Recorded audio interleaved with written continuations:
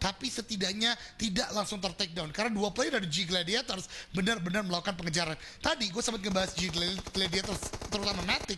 Matic gak bisa kita bohong, salah satu penembak yang luar biasa banget. Lagi-lagi G Gladiators menurut gue lah tim yang kompak karena setiap playernya Perlu dicontoh oleh semuanya. Fight di awal ternyata merugikan justru Vampire. Nggak kelihatan fight sama sekali sampai mereka menuju ke circle kelima. selalu gua katakan fight di bagian awal itu mungkin kalau bahasa pasta adalah cacing-cacing naga-naga, menurut gua sangat merugikan. Tapi kalau kita lihat dari Ali, oh my god, Equord begitu cepat mereka rata. Utara Rozok ternyata menjadi sebuah ending bagi mereka karena bertemu dengan tim Aton yang memang bisa untuk lepas dari bagian Yasnaya. Bigetron pun demikian dan akhirnya ending bagi tim tersebut. Kemudian kita berpindah dua raksasa dari region yang berbeda, Face Clan dan juga S2G masih ada di bagian pinggiran stage kedua yang langsung mendorong para player ke arah bagian kanan. Ini menyebabkan akhirnya banyak pergerakan yang begitu masif. Nah, gue ada catatan Sanskui, DVL menjadi tim yang sekarang mempunyai central circle lagi. Game sebelumnya pun demikian, tapi mereka gagal dalam melakukan defense dan fight. Nah, gue lihat apakah atau kita saksikan bersama atau dalam artian selalu cepat di bagian early game, early rotation.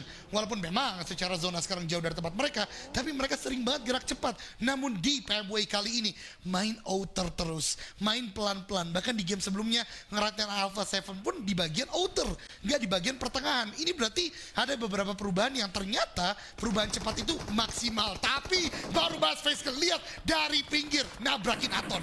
Langsung mendapatkan satu knockdown penting, bahkan yang kedua sedang coba diupayakan oleh pemain-pemain FaZe Clan yang saat ini mengandalkan all Thailand player. Karena FaZe Clan sebenarnya punya satu pemain dari China yaitu Trace atau nama aslinya adalah Liu Chu Yang, tapi dia tidak diikut sertakan menuju ke Arab. Wow, satu lagi ya, ternyata tim-tim Asia Tenggara menurut gue cukup bisa dikatakan ambis dalam mengambil player-player karena memang the first region yang ada Super League-nya juga adalah Asia Tenggara. Ya. Jadi itu mungkin yang terjadi dan sekali lagi deh, mungkin gue harap juga para stakeholder, investor nonton, yuk Indonesia jangan mau kalah, cari player luar tapi dari Mongolia. Ya, saya sangat sepakat sekali. Dog9 Tutu mungkin menjadi salah satu nama yang bisa ditarik menuju ke berbagai tim di Indonesia. Tapi saat ini yang sedang kita lihat adalah upaya dari Mela Six untuk bisa mendapatkan satu persatu knockdown.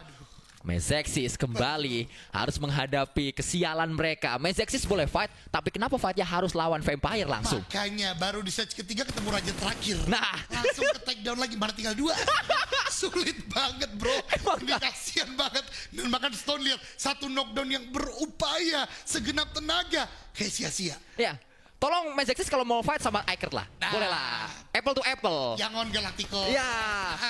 Ini langsung lawan Vampire. Bukannya gimana-gimana, kita tahu Vampire dua kali bener-bener chicken dinner. Mau ngelawan Mezexis cuma satu player, ya ini tinggal merem aja sih kayaknya Ravenclaw untuk bisa mendapatkan satu pemain. Bisakah dia? Dan ya, seperti yang saya katakan, tinggal merem nampaknya. Bahkan Ravenclaw tidak memberikan sebuah ekspresi kegembiraan. Betul, karena kan tidak biasa aja.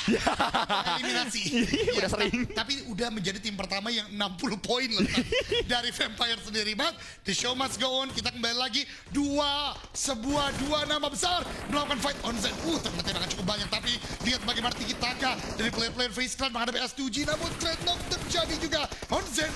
Batu dia masih menjadi sebuah pertanda, sebuah defensif yang kuat. Bahkan S2G lagi-lagi Kalse jadi last man standing. Dan FaZe Clan kayak cuman kegores, gak ada yang knock. Baru gua katain ada connect ke Mela, tapi 1 lawan 3 sulit menurut gua Sanskui. Ya, harusnya Kalse akan dipulangkan menuju ke arah lobby karena saat ini, tapi Kalse mendapatkan satu knockdown lagi. Dia ditumbangkan dengan cara yang begitu sadis, ditabrak begitu saja dengan sebuah bagi melaju cepat dari arah sebelah kiri. Seorang Kalse tadi pulang. S2G perwakilan dari Turki. Wah, sayang sekali ya tentunya dari juara PMGC kali ini ternyata juga belum bisa berbicara banyak karena memang begitu luar biasanya persaingan di PMWI kali ini. But let's see how the game still going on karena DVL ini yang gua katakan, dia dapat zona loh sampai circle yang ketiga. Namun masuk ke circle berikutnya agak terlambat dan bahkan defensifnya dipertanyakan. Tapi kali ini tuan rumah akan dikontes oleh para player dari D+Kia, di mana Forest dan kawan-kawan dengan pengalaman yang cukup banyak akan cook sebuah net, bahkan Molly juga dilemparkan, membuat dari Prestige dikelilingi, dikangkang dan akhirnya ter-take down tidak bisa diselamatkan oleh kawan-kawan R8 lainnya. Sulit untuk bisa menyelamatkan satu player membuat R8 coba kabur terlebih dahulu, mereka mencari objektif yang lain untuk bisa sampai late game mungkin di match ini. Saidan bersama dengan Forest dan juga Osal berpikir untuk juga bergerak, tapi Agon XI8 akan menghadapi satu pemain yaitu Ozzy-san yang harus membangun defensif sendirian saja di compound tersebut. Kita lihat bagaimana kelanjutannya karena masih trade knock terjadi dari tempat lain. FaZe Clan lagi-lagi menumbangkan DVL. Memang menjadi sebuah pertanyaan bagi DVL adalah how the defensive works so not well untuk mereka, dan Mela kali ini muncul di aset kita 600 damage. FaZe Clan salah satu tim yang gue prediksi akan masuk ke top 6, makin menggila, makin memanas karena di PMRC pun di akhir-akhir mereka naik secara performa. Tapi jangan lupakan tim asal Vietnam yaitu Infinity IQ, di mana mereka masih dengan 4 playernya. Meku tumbang, harus ada satu tim rescue yang dikirimkan, harus ada satu player yang coba datang untuk bisa menyelamatkan Meku. Agon XI8 agresif nampaknya mereka bermain di match kali ini. Utility kembali meluncur menuju ke arah Morman, meledak di sana membuat Norman low HP, bahkan pixel HP kali ini. Morman masih ada Dewi Fortuna yang membantu dirinya untuk sudah boosting, tapi tidak untuk yang ketiga. Ya, selalu memang caster-caster Ciputat lagi buat hype, langsung dibuat knockdown sama player-player lainnya. Kita lihat di bagian kiri begitu padat Sandika, ada Agon XI8, ada FaZe Clan dan juga beberapa tim lain, tapi Morman yang tidak baru sudah ter-takedown dan langsung di-end begitu saja. DRS main sangat pragmatis, objektif zona saja dari Bruce. OG hampir ter-takedown. Ya, nggak ngejing sekali ini, tidak ter-takedown karena Tixi ini player yang dibilang sama Agus aimnya biasa aja ternyata, tapi ternyata dari GG atau dari G Gladiators menghadapi Agon XI8, tembakan terus dilemparkan dan akhirnya Tixi menumbangkan dari Agon. Agon masuk dari kiri nggak mudah, bahkan tinggal satu player.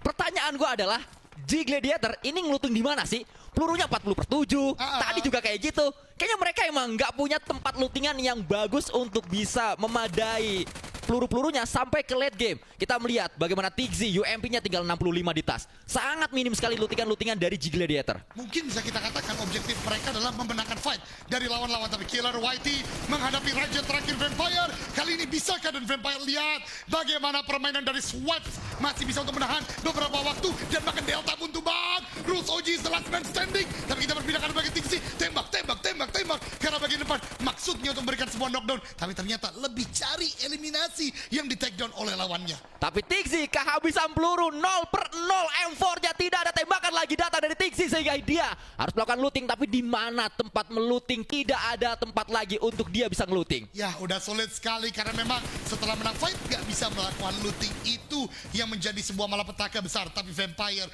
digempur sedemikian rupa, diberikan banyak cobaan di game kali ini, tetap ada di bagian stage 5 dengan masih 2 orang, sedangkan FaZe Clan tumbang di bagian lain. Dan akhirnya kita bahas tim Indonesia lapar, bersedia menumbangkan satu player dari tim lainnya dan bahkan sudah dalam zona, tapi DRS ini dia akhirnya pulang. Daryl Soldier pulang di hashtag yang ke-11. Masih terus kita lanjutkan bagaimana fight demi fight akan pecah di berbagai sisi dari E-Rangel stage yang kelima. 2 menit waktu yang dimiliki oleh berbagai tim untuk mencari checkpoint lanjutan agar mereka bisa memainkan circle selanjutnya. Nampaknya Falcon menjadi salah satu tim yang berpikir untuk main di area bibir circle saja, dan mereka akan menjadi pawang zona, satpam zona untuk memfilter pergerakan dari Alpha 7 yang barbar datang ke arah mereka dengan sangat dekat. Saat ini ada sebuah tamu tak diundang, tapi DBS kembali bermain dengan sangat baik. Satu pemainnya itu Revo, dia juga tumbang. Ada balasan dari satu player di belakang itu King. Ini dia ketika Alpha 7 sudah diberikan kesempatan untuk menabrak, menghajar, menjadi tim yang benar-benar sangat agresif. Bahkan tadi Mafioso di bagian belakang gak jadi, ini gua backup karena memang dari tim Falcon tidak bisa untuk melakukan serangan balik yang begitu gemilang ke arah bagian Alpha 7. Tapi kita berpindah ke arah tim yang sekarang tiba-tiba kaya karena udah numbangin 7 orang, yaitu G Gladiators. Tadi 0/0 udah per 200 pelurunya Sans. Cari tempat looting, di mana lootingannya, di mana lootingannya, di kotak lawan. Ternyata lootingannya bisa diambil oleh GG, dan saat ini dia coba mencari lootingan kembali untuk mendapatkan satu knockdown demi knockdown, dan rata sudah kembali ada kotak yang bisa diambil lootingannya oleh G. G. Luar biasa sekali, memang selalu step by step dilakukan. Ini yang dibilang oleh junior tim yang memang bisa memainkan step by step gameplay. Dan gue setuju akan hal itu.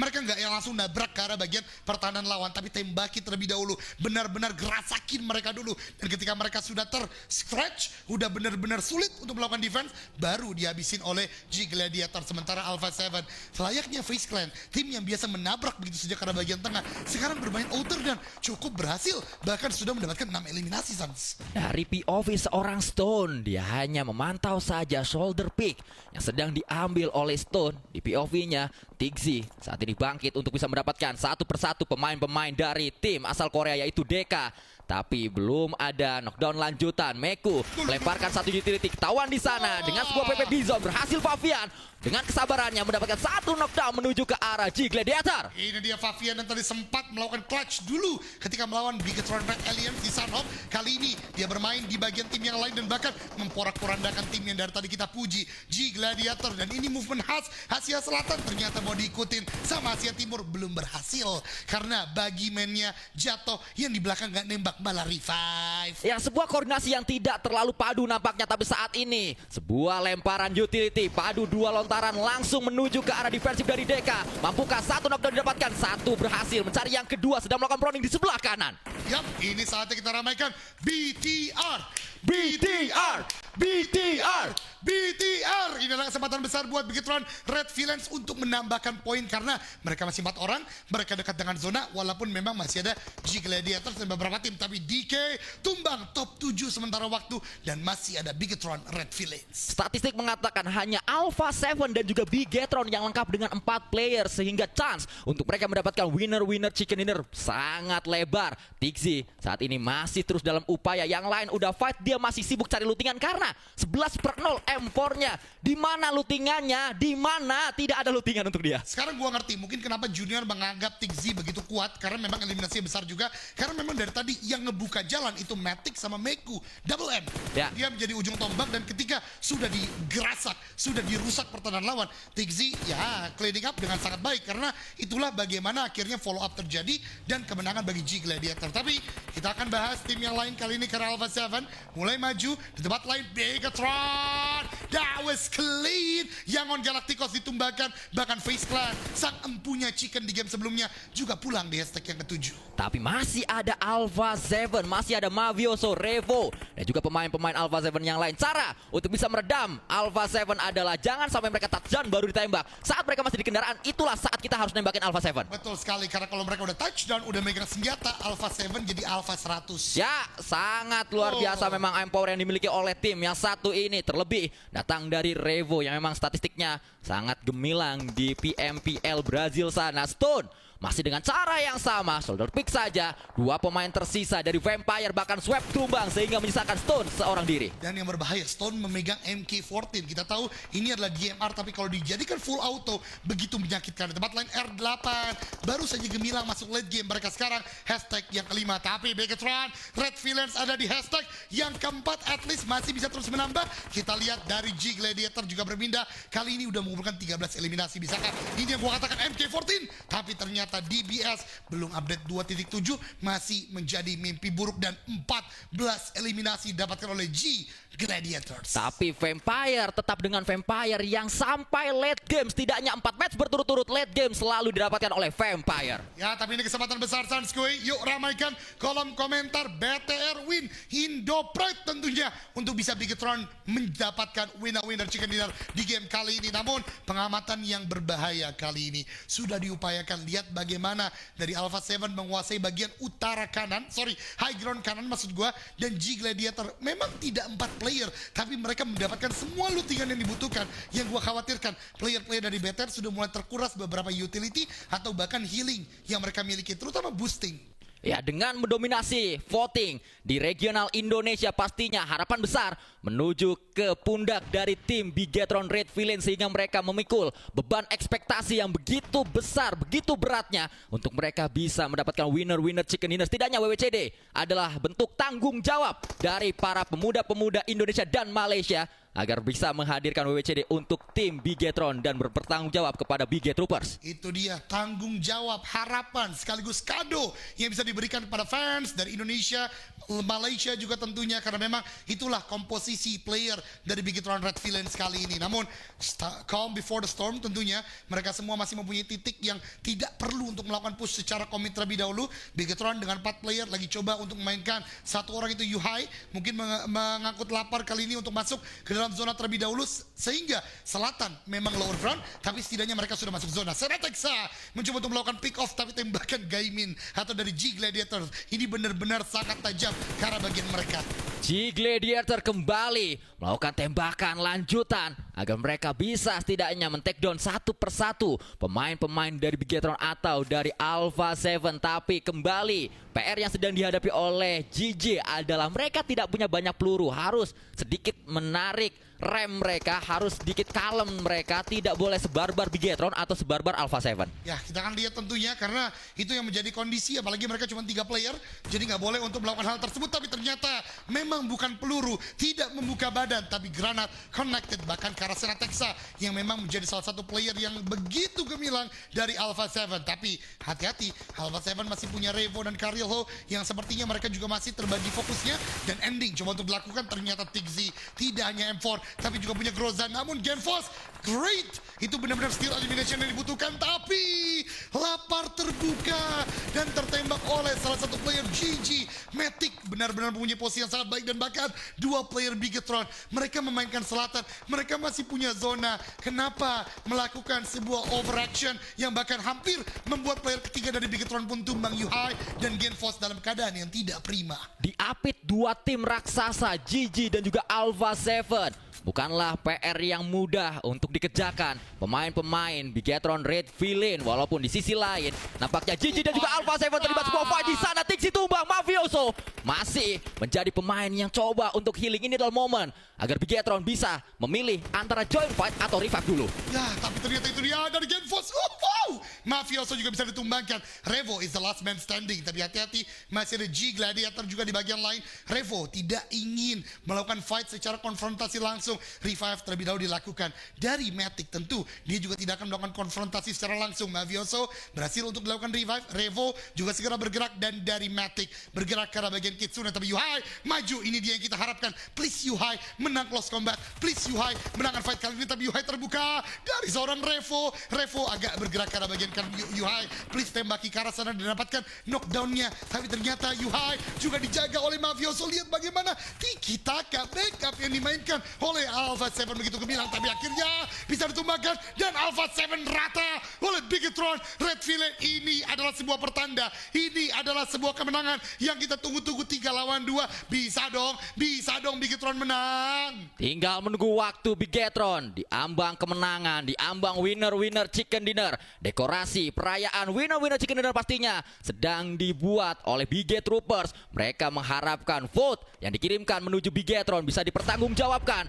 dengan sebuah winner chicken dinner. Yang pertama untuk tim Bigetron, namun yang mereka hadapi adalah G Gladiator, sebuah tim yang pastinya sangat menakutkan. Tapi Bigetron masih memiliki 3 pemain. Berputar-putar Yuhai mencari informasi. G Gladiator juga pintar, mereka terpisah 2 arah. Ini adalah momentum untuk bisa mendumbangkan salah satu, sehingga fokus ke satu yang terakhir. Matic berpindah setelah ketahuan posisinya, dia pindah lagi, tapi Genfos juga tahu di mana perpindahan yang diambil oleh Matic. Meledak di saat lagi, kita tinggal menunggu apa hasilnya. Ternyata masih harus terus bersabar. Yuhai sudah mengetahui adanya Matic di sana, sudah mengetahui 2 pemain, tembakan follow up dilakukan. Kitsune tumbang, Matic berada di sebelah kiri, dan winner chicken dinner didapatkan oleh Bigetron Red Villain. Coba